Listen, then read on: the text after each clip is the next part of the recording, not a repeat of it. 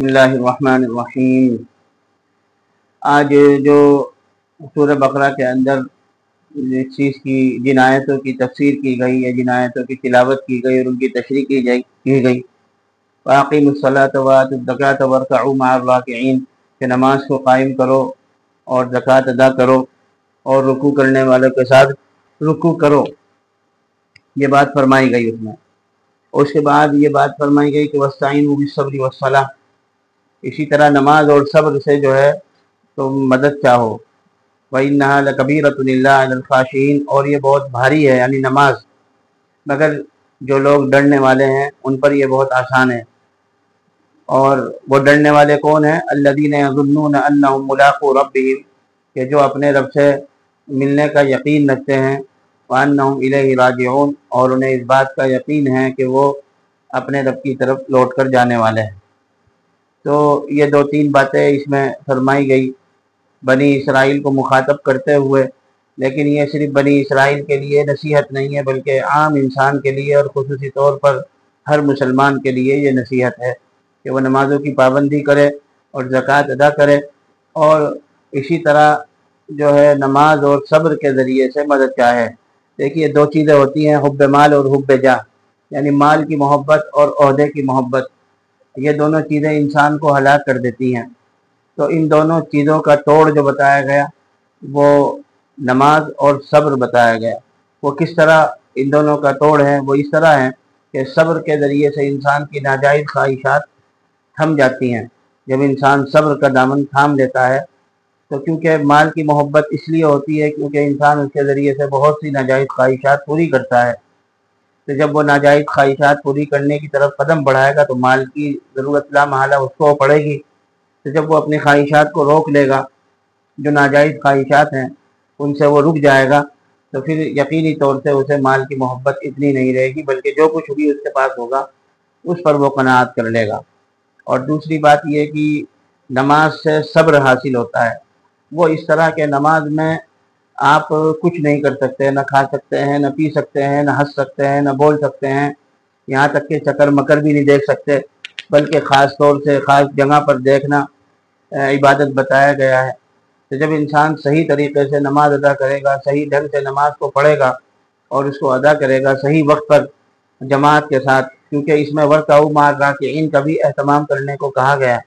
یعنی عاجزی کرنے والوں کے ساتھ عاجزی اختیار کرو، مطلب یہی ہے کہ جماعت کا اہتمام کرو، جماعت سے نماز پڑھو۔ بعض ائمہ کے نزدیک تو جماعت کے بغیر نماز ہوتی ہی نہیں، خاص طور سے وہ لوگ جن کو کسی طریقے کا عذر نہیں ہے، جو کسی طریقے سے پریشان نہیں ہیں، نہ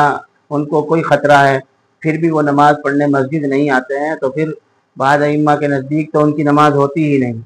تو یہ ایک الگ مسئلہ ہے مختلفی، لیکن یہ کہ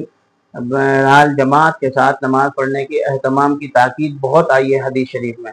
آپ صلی اللہ علیہ وسلم نے یہاں تک فرمایا کہ میرا دل یہ چاہتا ہے کہ کسی کو امامت کے لیے آگے بڑھاؤں، اور اس وقت جو مدینے کے اندر گھروں میں بغیر کسی عذر کے نماز پڑھ رہے ہیں، گھر کے اندر یا بیٹھے ہوئے ہیں نماز کے وقت، تو میں ان کے گھروں کو جو ہے آگ لگا دوں۔ تو کتنی سخت وعید ہے، اور وہ بھی رحمت للعالمین کی طرف سے۔ حالانکہ آپ صلی اللہ علیہ وسلم کا رویہ سب جانتے ہیں کہ کتنے نرم دل تھے اور کتنی نرم طبیعت ہے، لیکن شریعت کے معاملے میں آپ صلی اللہ علیہ وسلم بہت سخت اور غصہ ہو جایا کرتے تھے جب شریعت کو پامال کیا جاتا تھا۔ تو یہ چند آیتیں تھیں جس کی تشریح آپ کے سامنے پیش کی گئی، اور پھر اب چلتے ہیں انشاءاللہ، وہی اپنا روٹین، گھومنا ہے اور پھر اس کے بعد کہیں جانا ہے اور آپ کو کوئی مسجد کی سیر کروانی ہے انشاءاللہ۔ چلیے پھر چلتے ہیں۔ ہم یہاں پر آئے ہیں جامع مسجد پرانا بھوپا اڈا جو ہے، پہلے یہاں ایک اڈا ہوا کرتا تھا، بھوپا اڈا بس اڈا تھا یہاں پر، لیکن اب یہاں پر سب مارکیٹ بن گئی ہے۔ اور یہ جو ہے اس کے سامنے ہے ہولی اینجل، مشہور اسکول ہے یہاں کا، اس کے سامنے دیکھیے، یہ دیکھیے سامنے ہولی اینجلس ہے، اور بہت شہر کا بہت ہی معیاری اسکول ہے۔ یہاں پر جلدی سے ایڈمیشن بھی نہیں ہوتے ہیں، لوگ بہت کوشش کے بعد بڑی مشکل سے ایڈمیشن ہو پاتے ہیں۔ مطلب یہ کہ جو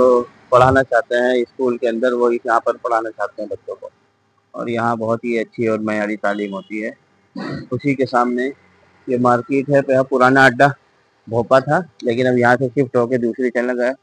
آگے وہاں باہر چلا گیا ہے شہر سے، اب بلکہ وہ بھی شہر بن گیا ہے، وہاں بھی آبادی ہو گئی ہے اچھی خاصی، اور یہیں پر ہے وہ مسجد، پرانا بھوپا اڈا کی مسجد ہے۔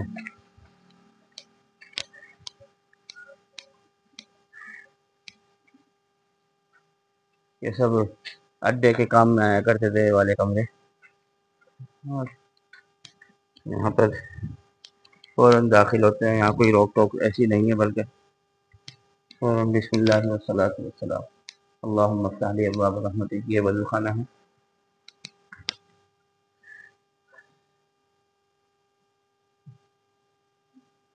یہاں بھوپا اڈے پہ ہماری بس چلتی تھی تو والد صاحب آیا کرتے تھے برابر یہاں، لیکن پھر اس کے بعد اس کو ختم کر دیا۔ یہ مسجد ہے، چھوٹی مسجد ہے، اور جامع مسجد پرانا بھوپا اڈے کے نام سے مشہور ہے، پھر بھی ایسی لگے ہو۔ یہاں مسلم آبادی تو ہے نہیں، پھر بھی یہاں پر جو ڈاکٹر حضرات ہیں، کیونکہ یہاں ڈاکٹری صدر بازار ہے یہیں پر، جہاں کافی مسلمان ڈاکٹر ہیں، یا پھر جو ہے اور جو یہاں پر مارکیٹنگ کرنے آتے ہوں گے، بازار میں آتے ہوں گے، جن لوگوں کو پتہ ہوگا، یا پھر ہوٹل ہے مسجد سے باہر، ہوٹل بھی ہیں تو وہ بھی یہاں پر نماز پڑھتے ہیں، تو کافی لوگ ہو جاتے ہیں یہاں پہ بھی۔ اور یہاں پر جو وقت ہے، ظہر کی نماز کا وقت ہے 1:30 پہ، اور جمعہ ہے 2 بجے۔ یہ ہے یہاں کا نظام، اچھی بات ہے، یہاں پر بھی ماشاء اللہ اللہ تعالیٰ نے نظام بنوا رکھا ہے نماز کا، یہ باہر کا بھی بہت اچھا لگتا ہے، یہ کافی خوبصورت ہے، یہاں سے اچھا لگ رہا ہے، چیزیں یہاں سے بھی دیکھ لی۔ جامع مسجد نام ہے اس کا، جامع مسجد بھوپا پرانا اڈا۔ چلیے پھر انشاءاللہ، اور ہاں اس کے باہر جو ہوٹل ہیں وہ بھی دکھا دیتے ہیں آپ کو، جہاں کھانے پینے کے ہوٹل ہیں، ہو سکتا ہے وہ بھی مسجد کا آمدنی کا ذریعہ ہو، ویسے ہمیں معلوم نہیں کہ ہو سکتا ہے وہ مسجد اس سے اوپر بھی دینا جا رہا ہے، اوپر بھی ہے، یعنی یہاں پر اوپر بھی ہے باقاعدہ، اوپر جاتے ہوں گے جب جمعہ ہوتا ہوگا تو اوپر بھی نماز پڑھتے ہوں گے لوگ، 2 منزل ہے گویا،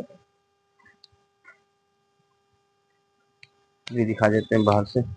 جو ہوٹل وغیرہ ہیں۔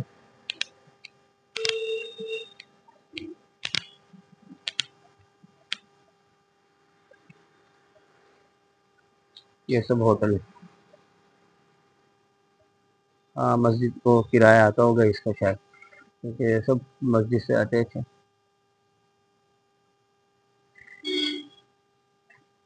اللہ عالم، چلیے اچھی بات ہے، ملاقات ہوتی ہے بعد میں کسی اور جگہ پر۔ السلام علیکم ورحمۃ اللہ وبرکاتہ۔